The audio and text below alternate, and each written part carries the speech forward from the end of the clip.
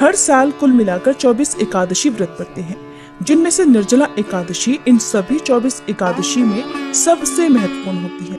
और हमारे धार्मिक पुराणों के अनुसार इस व्रत को करने से साल भर के सभी एकादशी व्रतों का फल प्राप्त हो जाता है। ज्येष्ठ मास के शुक्ल पक्ष की एकादशी तिथि को निर्जला एकादशी कहते हैं। निर्जला एकादशी का व्रत रखने से भगवान विष्णु की मनुष्य पर असीम कृपा बनी रहती है और ऐसे मनुष्य को दीर्घायु और मोक्ष प्राप्ति होती है। इस दिन व्रत में जल पीना वर्जित होता है, इसीलिए इसे निर्जला एकादशी कहते हैं। निर्जला एकादशी का व्रत करने से धर्म, अर्थ, काम और मोक्ष की प्राप्ति होती है। निर्जला एकादशी के दिन ही गायत्री जयंती भी मनाई जाती है और इस बार निर्जला एकादशी की तिथि प्रारंभ होगी 17 जून सोमवार को सुबह 4:44 से।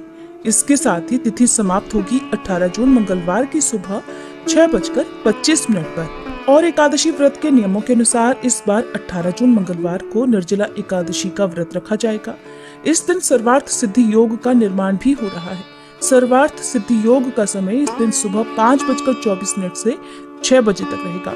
अब आप सोच रहे होंगे कि जब 17 जून को सूर्योदय से पहले ही एकादशी तिथि लग रही है तो 17 जून को उपवास क्यों नहीं रखा जाएगा। तो देखिए, क्योंकि अगले दिन 18 जून को सुबह सूर्योदय से लेकर दोपहर तक हरिवासर का समय रहने वाला है और हरिवासर का समय समाप्त होगा 18 जून मंगलवार को दोपहर 12 बजे तक। एकादशी व्रत के नियमों के अनुसार जब तक हरिवासर रहता है तब तक एकादशी का उपवास नहीं खोला जाता। हमेशा हरिवासर का समय बीतने के बाद ही उपवास खोला जाता है। ऐसे में जो लोग 17 जून को उपवास रखना चाहते हो उन्हें अगले दिन दोपहर 12 बजे के बाद व्रत का पारण करना होगा। ऐसे में एकादशी का उपवास बहुत अधिक समय के लिए हो जाएगा, इसलिए आप सभी को 18 जून को ही उपवास रखना चाहिए। जो लोग इस नियम का पालन नहीं करते और 17 जून को ही उपवास रखना चाहती हो तो उन्हें यदि उपवास खोलना भी हो तो 18 जून मंगलवार को दोपहर 1 बजे से 3 बजे के बीच में अपना उपवास खोल लेना होगा। हालांकि शास्त्र सम्मत तथ्य यही है कि जब भी एकादशी तिथि इस तरह से 2 दिन पड़ती है तब सभी को, चाहे वो गृहस्थ जन हो या वैष्णव जन हो, उन्हें दूजी एकादशी का ही उपवास रखना चाहिए। 18 जून मंगलवार को सूर्योदय होगा सुबह 5:45 पर, सूर्यास्त होगा शाम 7:10 पर। इस दिन ब्रह्म मुहूर्त सुबह 4:09 से 4:57 तक रहेगा। शिव योग सारा दिन रहेगा जो कि रात 9:38 पर समाप्त हो जाएगा। बाद में सिद्ध योग प्रारंभ हो जाएगा।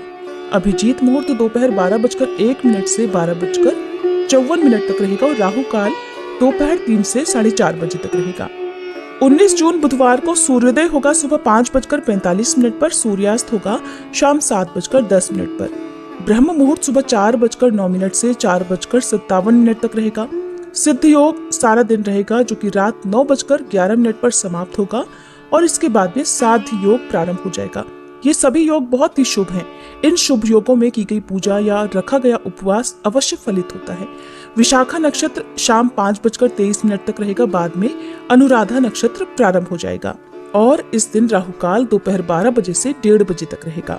द्वादशी तिथि प्रारंभ होगी 18 जून मंगलवार की सुबह 6:26 से और समाप्त होगी 19 जून बुधवार की सुबह 7:28 पर। क्योंकि बुधवार को सुबह जल्दी ही द्वादशी तिथि समाप्त हो जाएगी, इसलिए तिथि समाप्त होने से पहले आपको उपवास खोल लेना होगा। अब जानिए पारण मुहूर्त के बारे में।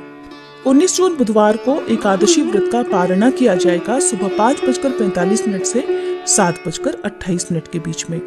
निर्जला एकादशी के दिन सुबह स्नान करके सूर्य देव को अर्घ्य जरूर दें। इसके बाद पीले वस्त्र धारण करें और भगवान श्री हरि विष्णु की पूजा करें।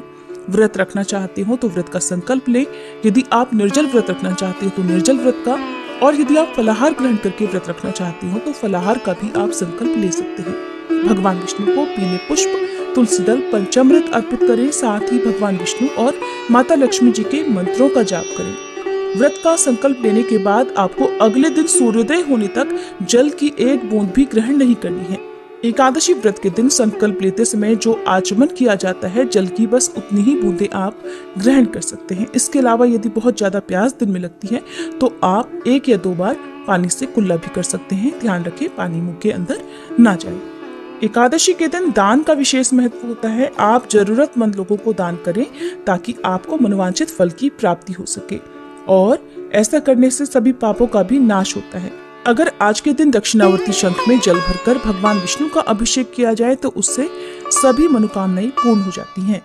द्वादशी तिथि को विधि विधान से पूजा करने के बाद शुभ मुहूर्त में व्रत का पारण करना चाहिए। ये थी आज की वीडियो। अगर आपको जानकारी अच्छी लगी हो तो वीडियो को लाइक करना मत भूलिएगा।